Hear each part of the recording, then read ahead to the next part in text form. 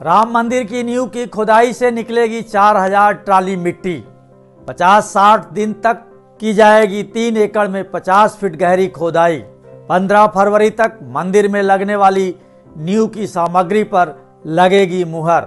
नींव के रूप में संपूर्ण परकोटा पाषाण खंडों से होगा आच्छादित।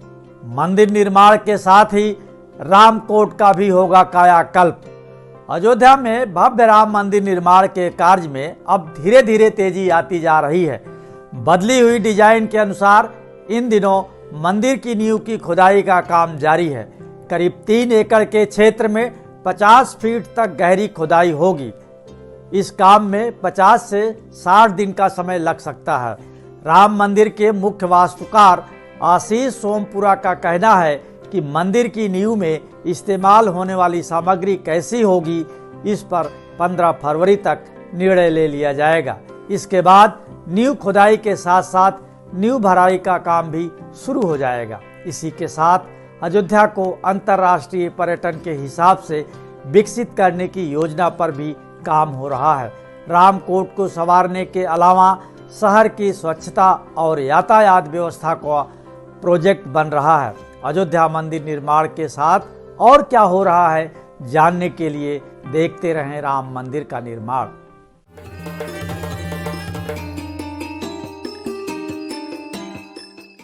परकोटे से निकाली जाएगी 1.5 लाख घन फीट मिट्टी। राम जन्मभूमि मंदिर निर्माण के लिए नींव की खुदाई में तेजी आ गई है। 21 और 22 जनवरी को मंदिर निर्माण समिति की बैठक के बाद समिति के अध्यक्ष नृपेंद्र मिश्र ने गर्भगृह पर भगवान विश्वकर्मा का विधिवत पूजन कर अर्चन कर नींव की खुदाई की शुरुआत की थी।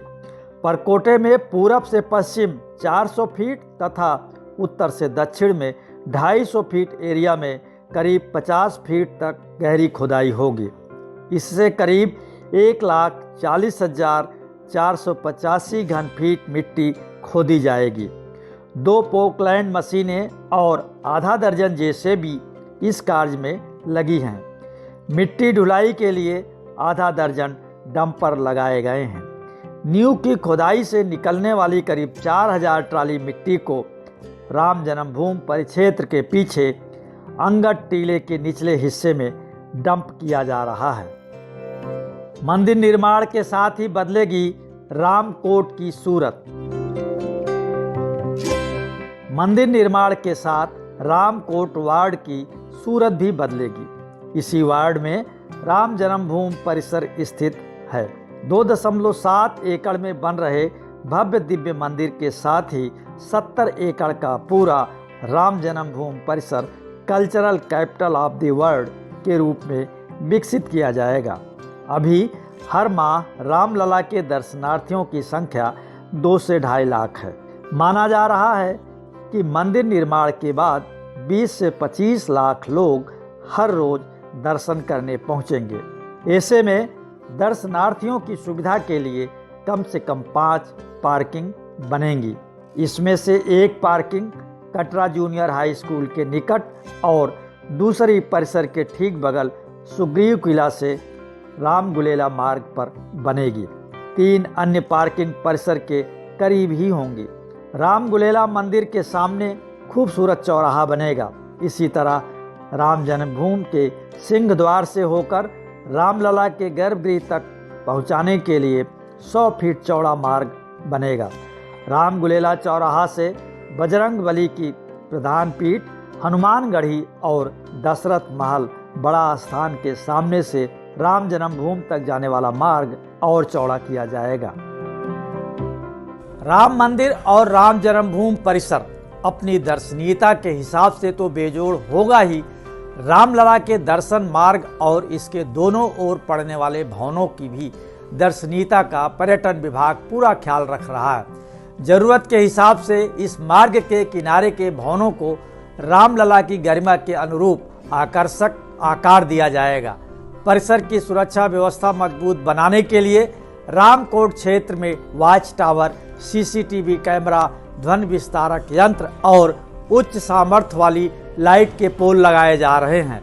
ये लाइटें अंतर्राष्ट्रीय गुणवत्ता के अनुरूप हैं। शहर की स्वच्छता और परिवहन व्यवस्था पर भी कई तरह के काम हो रहे हैं। IIM इंदौर अयोध्या में स्वच्छता का मॉडल पेश करेगा। अयोध्या में पर्यटकों की बढ़ोतरी के साथ ही रामनगरी में अंतर्राष्ट्रीय स्तर की मूलभूत सुविधाएं विकसित की जाएंगी। इसके लिए Indian institute of management Indore की टीम अयोध्या नगर निगम के साथ मिलकर काम कर रही है। IIM अयोध्या को अंतर्राष्ट्रीय स्तर का धार्मिक और आध्यात्मिक पर्यटन केंद्र बनाने की पृष्ठभूमि तैयार कर रहा है। शहर और मंदिर की स्वच्छता को उत्कृष्ट बनाने के लिए इंदौर मॉडल को अयोध्या में भी लागू किया जाएगा। इसके लिए प्रबंधन संस्थान और नगर निगम में करार हो चुका है। रामनगरी की यातायात व्यवस्था के लिए बन रहा मास्टर प्लान। अयोध्या में बढ़ते वाहनों और भविष्य में आने वाली भीड़ को ध्यान में रखते हुए अयोध्या नगर निगम क्षेत्र में कई बदलाव किए जाएंगे। रामनगरी की यातायात व्यवस्था के लिए नए सिरे से मास्टर प्लान बन रहा है। यातायात पुलिस ई-रिक्शा और ऑटो के लिए नए रूट बना रहा है। भीड़ को नियंत्रित करने के लिए ये व्यवस्था होगी कि शहर के अंदर 4 पहिया वाहन न आ पाएँ। नए प्लान में नया घाट से टेढ़ी बाजार अथवा श्री राम अस्पताल तक ई-रिक्शा संचालन चलेगा। कई रूटों पर वन वे की व्यवस्था होगी। सिर्फ स्थानीय लोगों के ही वाहन रामनगर में प्रवेश कर पाएंगे। बाहरी श्रद्धालुओं के लिए वाहन हाईवे पर हनुमान गुफा और महोबरा के आसपास पार्किंग में खड़े होंगे।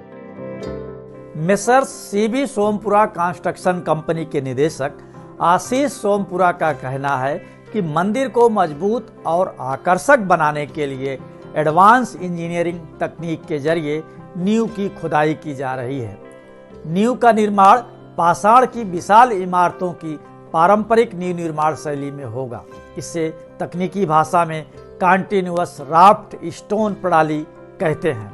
मंदिर पर कोटा विशाल पत्थरों के खंडों से ढका जाएगा, इसीलिए 40 से 50 फीट की गहराई तक खुदाई की जा रही है।